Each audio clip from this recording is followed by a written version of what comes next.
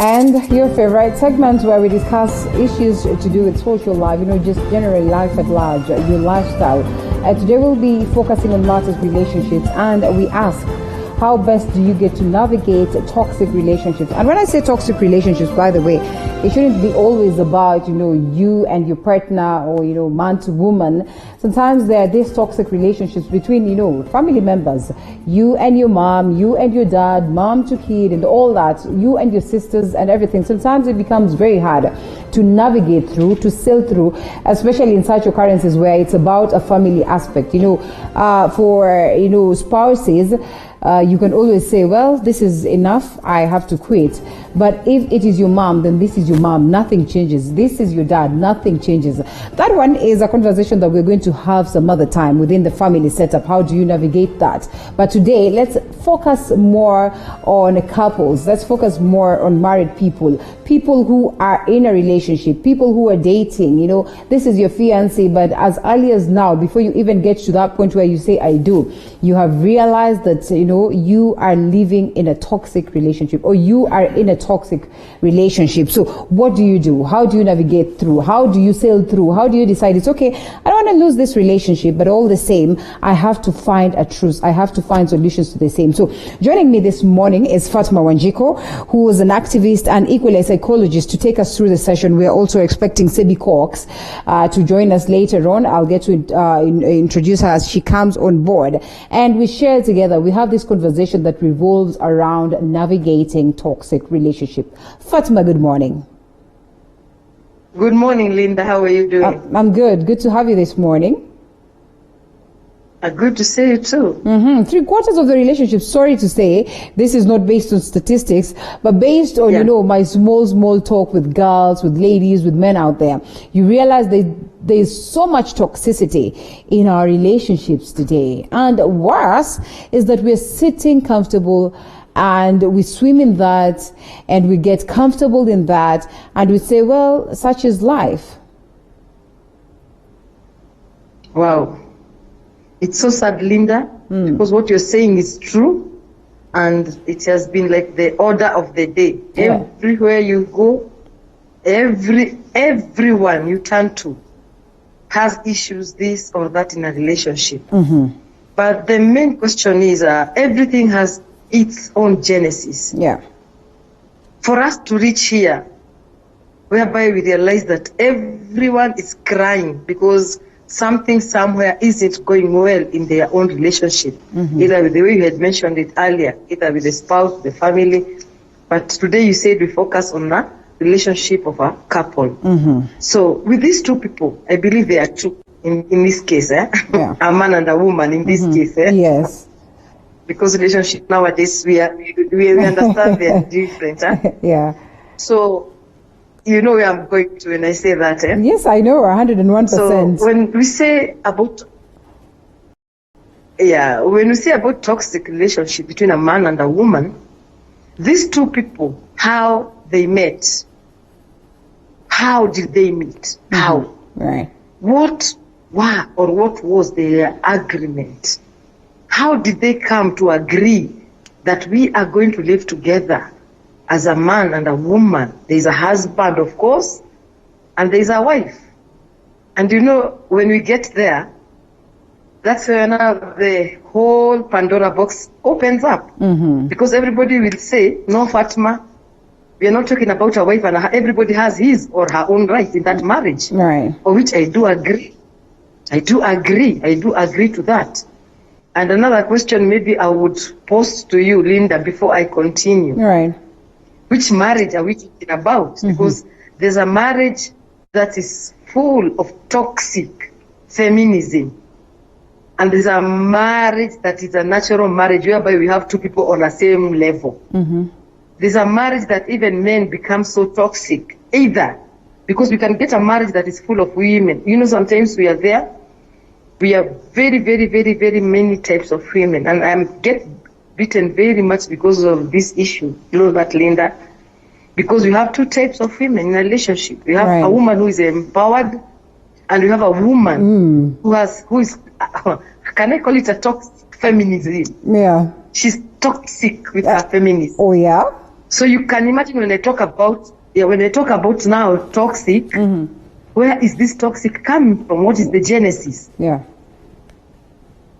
All right, that's an interesting view right there. And sometimes I like having Fatima because her views are out of this world. Sometimes going against so against women. Okay, well, not against women, but technically calling it as it is, because in most cases you've heard that, you know, when we talk toxicity, it's always the woman who's vulnerable. It's always the woman who's being, you know, looked at as the victim and all that. Sometimes we overlook what it is that men go through. So I think on this note then, Fatima, it is important we start from this point. How do you get that to know that or recognize that this relationship is toxic in the first place? Because sometimes, you know, you are sitting there and you have no idea whether indeed you're in a toxic relationship. Like you say, you look at your woman and you're thinking she's just empowered. That's why she's so bold. She would not, you know, lay low. She would not submit. After all, she is empowered, and the world is headed to that point where, you know, everyone should be empowered. So for a man, they do not tend to realize that they are in a toxic relationship, and they continue to burn and suffer within. Oh, it's so sad, Linda, because I normally talk about where we came from, and we normally say now we are very much civilized. We normally say that we are in the 21st century. Yeah. We say we are on the fast lane, running with is it now the 5G, not the 4G? Huh? Yeah. And something that was not done as we became modernized. A lot of investment was done on people's mind to understand that now you won't think like the way the people of Yosha the way they think. You won't dress like them. You won't do like this. You won't do like this. A lot of things, a lot of civilization was done. But unfortunate, one of the things that was left behind, it was the civic education about how a man and a woman are supposed to live together. So that a woman can understand her rights, a man can understand his rights. But you see now it's like we trample on one another's foot, demanding. I'm not even calling for asking, I'm calling for demanding. You find a woman demanding some things extraordinary from a woman. Right. You find a woman demanding extraordinary things from a man. So why are they doing this? Because one of the things where we come from, and a lot of fights, when we talked about the feminism rights and the feminism everything, the boy child had his or his own problems that he chose to sit aside and watch. So when we bring up our children, we are so much focused on these children and going to school, you pay the school fees, you do everything, but emotionally we don't build these children up. So even them, they are lost somewhere. And remember, these children are the husband and the wife of So by the time these children grows up and reaches the age now they want to have a man or a woman next to them, even them themselves, they don't have an identity. They don't know. You find a woman so much depressed, so much oppressed, a woman. Sometimes they even feel so sad, as much as I talk for the boy child. And you ask the woman, why aren't you doing something? Right. Why? And she tells you, no, I thought this is what marriage is all about. So they don't even know, because somebody somewhere, starting with the parent, starting with the organization, the churches, the mosque where we go, we didn't team up together to bring this human being so that he can understand his emotion part, because we talk about toxic. Toxic is all about emotions. All right. So in this case, that's exactly why I asked. What are some of these notable signs of, you know, a toxic relationship? Because sometimes we're very comfortable in it, thinking it's all good. For instance, you will look at your husband and they're jealous about what it is, and they're jealous, and you're like, well, you were just jealous. That's probably a good thing. It's good for him to be jealous because, after all, he's in love with me. Some women, the way they used to be told back then, you know, slap her a bit. That shows that, you know, he loves you. Sometimes you are just going through so much, yet you have no idea that this is toxicity. Sometimes you lack support from your partner. Sometimes there's no communication from your partner, and you think that, well, maybe he's just a calm person. She's just a calm person. She's not the type to speak all around, and that's it. You are comfortable in that. No, well, first and foremost, each human is individual, but the standard rates that ought to be there, the standard human values that have to be there. That if you live in this condition, or if you live in this atmosphere, Linda, as much as maybe you might not have 100%, because nobody can get 100%, but we can say you're on the average, because there are basic foundation that makes up a marriage. Number one is communication. And when you talk about communication, everybody talks and say, Fatima, communication is, even you are talking, and I tell them, difference of communication. Communication is whereby we have somebody who is talking, right, and we have the other one who's listening and feeling. Get that word, Linda? The other one, we have somebody who's talking, and the other one is listening and feeling. Okay. So when the table turns, when this other person, I'm imagining now today the man is talking. So when the man is talking, the woman is listening and feeling the other partner. And when the table turns, when this woman now talks, the man listens and feels for the woman. Right. You see, now that's the time you start getting, communication has its own drop down, Linda. Maybe that's a topic we'll need for a whole session to talk about communication. But the main concept communication, right, is whereby you realize that you're talking to somebody who's understanding, somebody who's feeling you, somebody who's seeing that you're saying something, because everybody's individual, sorry. Right. So when we go to number 2, we talk about foundation of whereby there's the support, human value support. And I'm telling you, Linda, this is what misses in almost every one of us. We don't have that humanity value. We don't have that mercy. Right. We don't have that affection or compassion, whereby you feel that this is my wife, she has gone to work, maybe I've been in the house, maybe when she comes, I don't need to bang her around, I don't need to bombard her with issues, I just need to understand her. Maybe even if it's you, Linda, no, this is my husband, has come in, he's come from work, we are pulling this together. It's always a pool of accusations. Right. You didn't do this, you didn't do that. So when you strike a human with his or in his own ways of mind, and you start attacking the heart and the mind, what follows next is a fight and a hatred. Yeah. So there's so many values that you realize that they are missing. Okay. And Fatma, by good luck, Elsaba Kukeo, that is Sebi Cox, I call her that, founder and CEO Virtual 21 Limited, joins us this morning also on the same.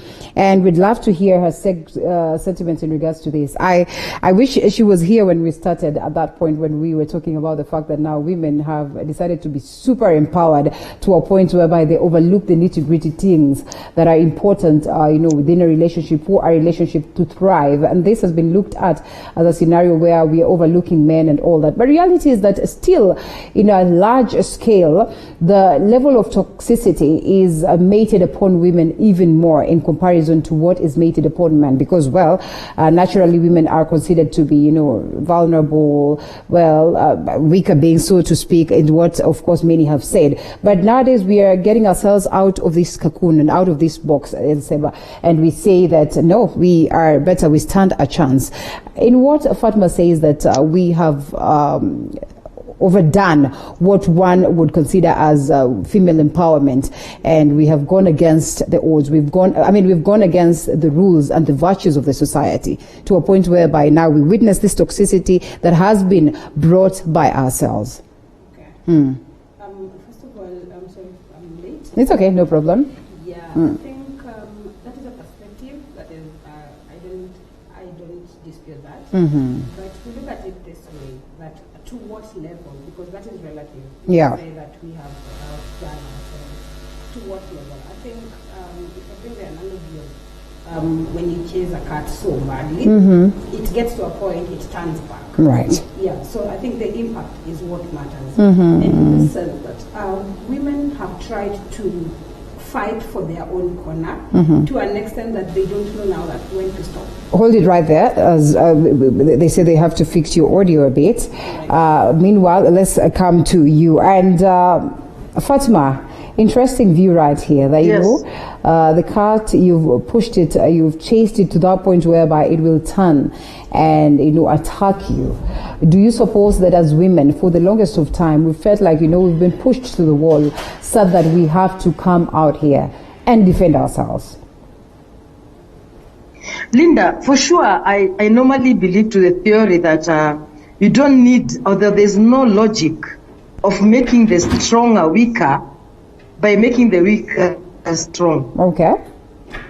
You get my logic? Then how do we strike a balance? Hence the reason we ask. How do we strike a balance so we get them to a level where, you know, it will be fair for everybody? How we strike a balance? Let me tell you, Linda, something that we've been running away. Yeah. The man has his position and the woman has his own position, her own position, the two couples, everyone has his or her own position in the marriage. Yeah. But you see now what? It has turned out to be a competition. First and foremost, I talked about, when you talk about these two things, you have to differentiate. Whether we are talking about a woman empowered or we are talking about a toxic feminism. Yeah. Because what we are really talking about, it's about toxic feminism, is whereby you realize that now it's a chase of a man. These women have grown, they were brought up, all the areas and the angles, even in the office, even in the supermarket. There's a feeling that a man somewhere wants to demean a woman. Now this woman comes out fighting. This is the cat we're saying that has been chased. Yeah. But for the truth of the matter, we have had instances.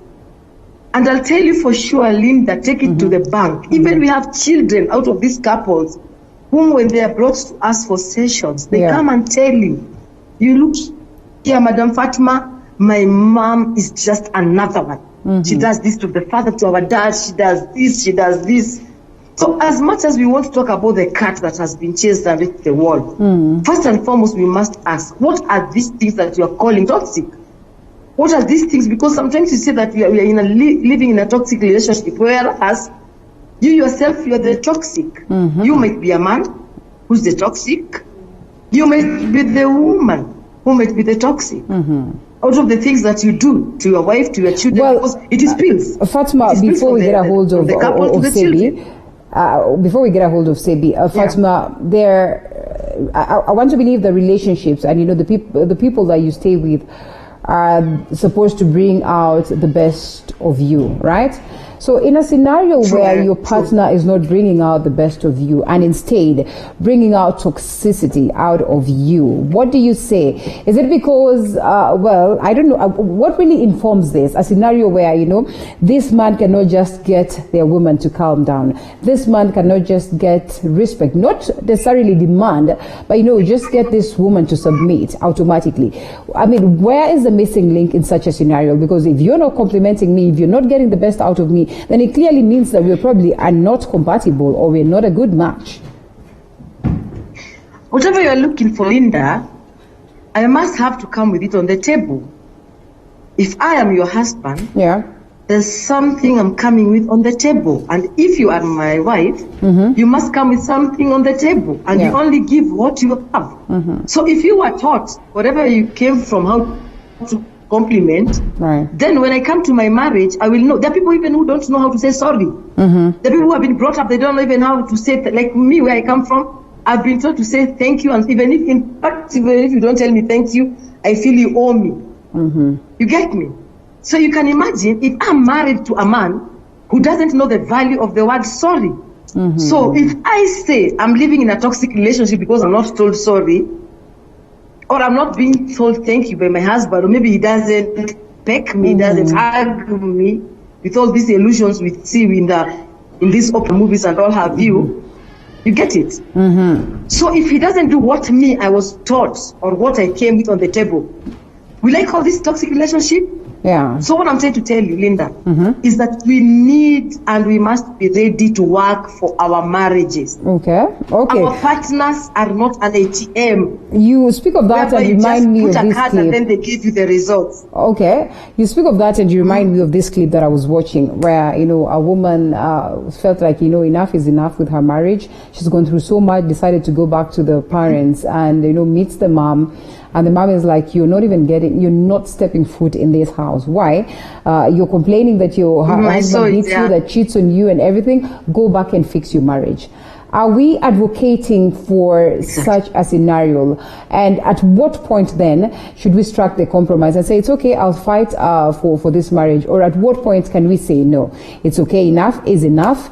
Maybe just maybe we need to exit the stage, or maybe we need to call it quits as we get to enjoy, or I mean, as we get to deliberate on whether we are going to stay together or not. I guess we are ready with Sebi. Yes, you probably have been listening to what it is that we have been discussing. Before we get Fatima to answer that question, so far so good. She says that, you know, sometimes yes, feminism is good, but sometimes it goes to that level where it is toxic. I think if I got Fatima well, this is what she meant, that sometimes we use the feminine bit as a weapon, or we feel like we are self-entitled, you know, like I am a woman, I need to get this because I am a woman. I think when they say what a man can do, a woman can do better, they didn't mean that we should demean men or we should look down upon them. What they meant is, like, even from the biblical side, the woman was to cultivate, I mean, to nurture, to bring something out of what was there already. So when they say what a woman can do better, what a man can do, a woman can do better, they meant that as if you're coming on board as a man, I can do something to bring, or to I can put some of the energy to complement you and to bring the best out of you. I think toxic feminism, it's a language I really don't like to use. I think we miss the whole idea, because feminism was meant for a good cause. The problem is that people who are not even, they don't even know anything to do with feminism, hide behind feminism. That's why they came up with the toxic feminism, because if you're hurt by a man, you start, you call yourself a feminist, then you start fighting men. I think that was not the whole idea of feminism. And I normally say that let us not major on the minor. Let us not give feminism a definition that it was not meant for. Let us call people as it is. If you're bitter, you're hurt, you're toxic. You're not a toxic feminist. You're just toxic. So please remove the feminism out of it. Because if you ask anybody today about feminism, they'll not tell you their whole idea. They will tell you that I don't like feminists. You ask them, do you want your daughter to go to school? Yes. Do you want your daughter to be employed? Do you want your daughter to express themselves freely? Yes. You're automatically a feminist. Yes. Then why do you hate feminism? It means we have actually indoctrinated the toxic idea of ourselves into feminism. So I think women need to differentiate that if you are hurt, please do not call yourself toxic feminine. If you are married and you're happy in your relationship, you're still a feminist. If you're breaking out from that marriage because you think you cannot have it anymore, you are still a feminist. Just differentiate what is not. Speaking of which, Fatima says that we should fight for our marriages, and this is not just a conversation revolving around marriages. It's a conversation revolving around, you know, that aspect where you're quoting someone, that aspect you're in a relationship with a person, and then you realize you probably are not happy. Something is amiss, and this is something that you probably constantly try to address, and you still are not able to. Fatima is of the idea that, you know, try and stick around, try and fight for this. That's the conversation of the day, navigating within, or navigating toxic relationships. Just how do you stay afloat in a scenario where you feel like, you know, things are just not working? Linda, I think I'm with Fatima, and I wish to be one who can fight and navigate in a relationship. This one is where to strike the balance is this. First of all, if you're not happy in this relationship, you have to define. There must be a root cause, because when you're getting into this relationship, you didn't find yourself. It's something both of you planned. You guys, if initially you had a proper communication. So where did the brain start beating you from? Make sure that you define the root cause of your problem, and make sure you have a conversation around it.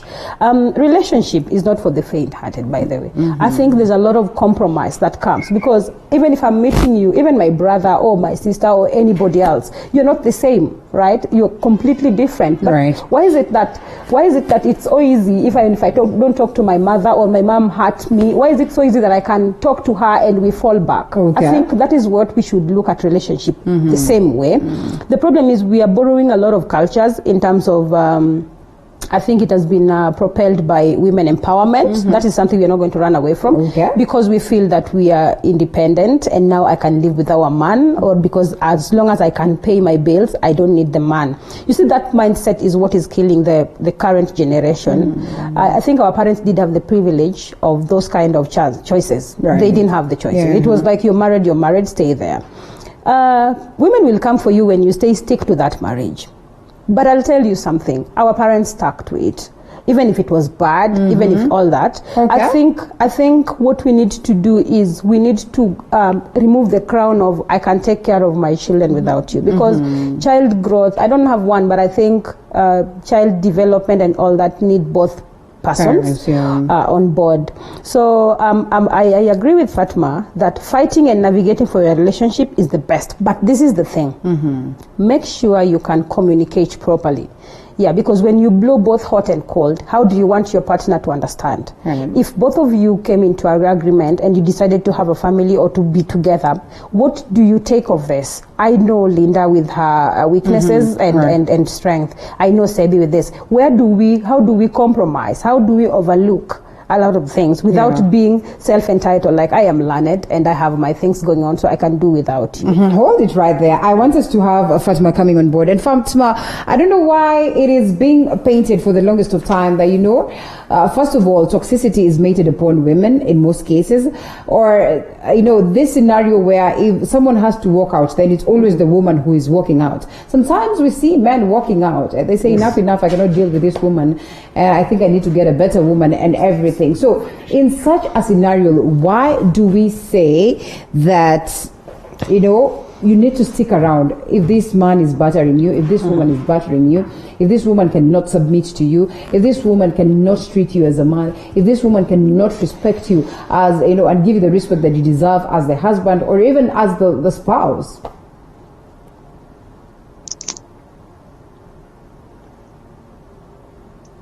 Fatima? Yeah, you see, Linda, as I said earlier, each and every person has his or her own position. And this position, keeping our lanes, has brought a lot of anarchy in our marriages. And as I said it earlier, where we come from, you can only put on the table what you have, Linda. Yeah. So where in a human being, we have two values, we have two foundations, nature and nurture. So nature, leave it alone. If you are not nurtured and you are not given those human values, so when you come on the table, you don't have human values. And remember, if you have them, I'll be looking for it. I was to explain to you something, Linda. Nowadays in the morning, I don't want to talk about FM. Every time when you are going to job on Matatu, all the radios are on FM stations. Yeah. And what do you get from these FM stations? It's a more competition. The man talks the way they hate women, the way women are bad. The women talks the way they hate men, the way men are bad. So before even these two people get into this relationship, already each one is scared about the other. Already you have started to cover yourself a fight that doesn't exist. So if something just crops up small, now you start feeling, no, this is toxic, this is bad, this is bad. The main question is you yourself as an individual, because I'm talking to you as a man, the husband, I'm talking to you as a wife, who's the wife of this man. You have your own, because we said we are all individual, we have a standard way of addressing issues. These issues, the time you came up together, how did you agree that you're going to be mitigating your issues? So you see, there's a lot of negative aspects we are fed from the social media, from our friends, from our people. You get it? But when we come to the real situation, the way Sebi is putting it, when we come now, we have a man in the house and a woman. All those now theories, they don't exist now. No, these are practical. Now, when this practical comes on the hand, what am I capable? Now, it narrows down to individual. Right. So even if we sit here and talk about what is toxic, the first question, for you to get that toxic, what did you emit first? Yeah. What did you emit for you to get that toxicity back? Yeah. So you'll realize that so many things goes back to you, Linda. You as a husband, you as a wife. When you came up together, when you agreed now this marriage has to work, before we start talking about navigating the toxic, because I don't like talking about navigating. I want to talk about mitigating first so that I can talk about navigating. How did we agree we are going to mitigate our issues? Right. If you're truly, you know, some people even have a very foul language. They have a very foul language. A man will just call you, where is he doing? You know, he just call you names because that's how he was brought up. You as a woman, do you have the strength? Because that's where now I'm telling Sebi, That's why we talk about women empowerment. She's able to understand that, no, you should not be calling me such names. Sit here, because we agreed we are going to communicate. We talk about communication. And remember earlier we said, there's somebody who's talking, and what the other one is doing what, Linda, I want to see whether you're a good student. The other one should be doing what? The other one should be listening and feeling. You get it, eh? Yes. Yeah, you told me that. And, So, interestingly... This other person is feeling that I don't want to be called names. Right. And you bring a very pertinent point here. Remember, we're talking about navigating. He understand. Yeah? All right. Let's first of all loop in. Let's loop in Sebi, because I'm not able to hear you clear. And Sebi, she brings a point on mitigation. And in most cases, you find that, within yourselves, you feel like, enough is enough. I'm not able to handle him. He's not able to handle me. Maybe we should incorporate the help of others. Maybe we should have our parents coming on board. Maybe we should have our friends coming to mitigate and, sitting us down, and we have these conversations before we decide enough is enough. What is the wisdom behind that? And I mean, how good is that to have other people coming on board and helping to find a truce on the same? I think that one is where we have people you really defer to, people you look up to, because whenever marriage is a beautiful thing, and whenever or a relationship, whenever you're coming together, there must be some foundation, people around it that you can actually ask for an advice, or people you can listen to, people you recognize. These are the people who understand both of you better. So what you need to do is you need to ping on those people and bring them on board to at least help you understand, because they're outside the bracket. They will definitely see what you do not see as individuals. Because relationship hiccups normally start from very small things. Then people then you harbor them or you bottle them up, then they become very big issues. But when someone else come and shed light on it, like sasa Linda, hapa nini inakusumbua, this is just a normal thing. You just need to outlook certain things. I think it makes it better. That's why relationship experts should not even come from the people, the experts themselves. It should come from people who know both of you really well. Because whenever I come to you, as much as you're an expert, Linda, I will tell you things. You will only judge all of those things based on what I've told you. But when you're dealing with someone who know their person really well, it's okay to judge, because I am not judging you based on what you're telling me, but I am judging you. I'm driving a meaning from what I know about you. So having a mediator or someone to come in between you when you're having a problem is also a number one solution to solve your domestic or your problem. But to what extent? To what extent? Especially if you've tried at home and it can't work. Okay. Yes. So having parents or having families, or I think whenever you're getting into a relationship with someone, you already know people they really look up to, people they really listen to. So if you cannot make it from your end, please reach out to people who can help you. And make sure these are people that you really, really hold high, so that you don't meet your things all over, or they don't, people like to subject their own interest. So as long as, you don't want to tell your friend who so wachane tu na yeye. What do you mean? You have kids here, so there must be someone with a balanced, rational mind. All right, Fatima, to what point or to what level should you incorporate the help of others, the wisdom of others? In most cases, I remember being told, you will always go back to the bedroom and you fight your own battles. But sometimes there's that pressure to go out there and, just cry to your mom, go out there, cry to your friend, go out there, seek professional advice for that matter. So to what point should we go, to these people, and how much should we always seek this advice so that we ensure we stay afloat? Linda, I like attacking my question from resolving past. First and foremost is how much when you get into this marriage, how much information equipped are you psychologically?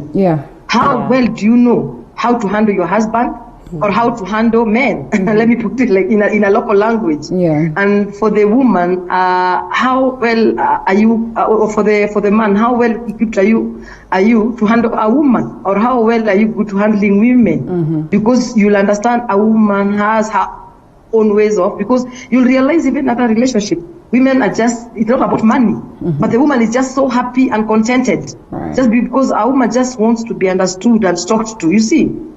So up to what level you are asking is to the level where if you feel that you cannot hold it anymore, and rather than waiting for where you cannot handle it anymore, one of the things I'll give you as a secret today is, as you are busy building those illusions on the air, seeing the way you have a handsome man, a beautiful woman, one of the things that you should be busy understanding is the character of your partner, so that you can be able to solve it early enough to avoid that peck of toxicity to enter your marriage. Okay. So once you understand the characters, and you know what is supposed to be the standard, we talk about standard, because we said we are all individuals, and sometimes life narrows down each one of us, isn't it? The way we are, our culture, our religion, our beliefs, and our surrounding. So once you understand what's supposed to be there, you will even realize that you are enjoying even that marriage more than even talking about toxicity. So the best thing is to first understand the characters. So if this person, you'll realize that you're talking about the same thing for 2 or 3 or 4 times, then it tells you, now here I must do something. Because even these women, you hear that they were killed by their men in the media. You follow that story, it starts with 1 slap. It starts with the 2nd slap, the 3rd slap, and you're still there. You're not even raising an alarm. And you're speaking of which, I want to ask this. Fatima, I want to ask this. Is there a point whereby we can reach and say, you know what, that one is extra toxic? Let's first of all loop in Asebi on this. Maybe we give you the blessings of stepping out of this relationship. Are there times when it gets to that point? That's crazy. I think the only point that it's advisable for someone to step out is, number one, I like the way Fatima talk about character, but I'll tell you that character is what is in us, but at times it changes to be something else, because you've had, this is not something, you've had people say, I used to know this guy, what has changed, honey, what has changed, you're no longer yourself. I think people change with the environment. So what we need to understand is, where is this one coming from? And if someone was a good person, because I honestly don't think he meets you and he batters you. They lie sometimes. Yeah, they lie sometimes. We lie to satisfy our own interest. So if the only point I would tell someone to get out is, if this person is a woman batter, or the woman is completely melodramatic, in the sense that she carries weapon. When it gets to physical, then I think the fabric of that love or relationship is bruised, and therefore death may occur. Most of the time, by the way, you stick there, you die. So I honestly don't think that we would put a relationship at the expense of life. I would want to say that if someone is physical, that's the time that you need to get out, because you do not find the charm anymore. Linda, even the toughest lioness get tamed, and even lion mellow down. I mean, all these things, there's a point that emotions connect. So the intersection is where you derive meaning from. How this person, this violent person, can mellow down and listen to people. If someone is violent and goes physical, then you need to break up, because what will happen, we will have one of you dead and one of you in the cell. So that is where you have the co-parenting, if at all they are kids, so that you save a life and also save the children. But the rest of the things, that a guy is toxic, or someone is domineering, or someone is self-centered, then that one, I think you can talk someone out. There is the emotional intelligence is not something we are taught in school. I think it's something that we train ourselves, we train our minds to accept it, because what we process in our minds is what actually we can cast our future upon. Yeah, in terms of relationship and everything else. So if I know that I am having a crazy partner or a domineering partner, and I think the reason why women get a lot of stress, or women are mostly the people that harbor toxicity, is because we feel that we want to nurture. Right. You see, women always think that, by the way, if I get this man, I can tame him. It's not like we are blind. No, you just think I can't tame him. I can make him what I want. I can make him what I want. I have that trait, by the way. Right. Yeah, and someone once told me that, do you know, even having that trait can be toxic, because you think you want to impose your idea. You think you want to edit them to what you want them to be. Yeah, you want to sharpen the rough edges, which will hurt you, because you are doing, or you're bringing your own side of life to someone. I think that is why women harbor a lot of stress in terms of all this, because they think, I am going for this bulldozer, and you know what, I'm going to make you a very slim, nice car to fit me. That's an interesting view right there, and equally an interesting point to wind up at, but not before we get to hear what Fatma would say in regards to letting go. In a minute or so, Fatma, are there points where, yes, you can advocate for letting go? Come again, Linda. I'm having Are there points or times when you say, okay, well, enough is enough. It's only fair that you let go of your partner. Give them time, give them space, go away for a moment. In a minute or so. Oh, it's so sad to say yes. Yeah, it's so sad to say yes. Those are the words that were never used earlier. But with the kind of situation, with the kind of fast lane that we are living now, it reaches a point and say, now enough is enough. And to our viewers, hope you've got something that if it reaches, you can try all the way, but remember to work for your marriage. Work for it the way you're working for that job, the way you're working for that interview, the way you're working for your career. Put the same investment in your marriage. But when the toxicity comes to the level whereby it's now going to turn you to be something else, maybe it's high time to say, let it go. But it's so sad, because even if we let it go, their children, their family that were tied together, their brothers and sisters there, maybe the parents say, I'll go with the 2 children, you remain with the others. So the best way is to understand this marriage before coming to break it. Better understand on it. And if we do it, you'll end up enjoying your marriage. Marriage is a good thing because it's a God-made. That's not a human-made. Right. So let's work for it. Wow, okay. And on that very note, we get to wind up the session. Fatma Wanjiku, activist and psychologist, and yes, relationship expert. I'm sure this is a conversation that we can have some more and more, and conversations that revolve around our relationships and how we can make them best for us, or working for us, is something that we keep having, and we can almost guarantee you will have the same and more as we proceed. Elseba Kukeo, founder and CEO, Virtual 21 Limited. Thank you so much for your time this morning. It was a little bit brief, but all the same, I'm sure the viewer back at home has picked something. And like I promised, we're going to have more and more sessions of discussing our relationships. My name is Linda Alala. It was great having you since morning up until now. Well, it's still morning, and I look forward to see you again later in the day as we take a look at the news of the day. See you again, and do enjoy the rest of your viewing.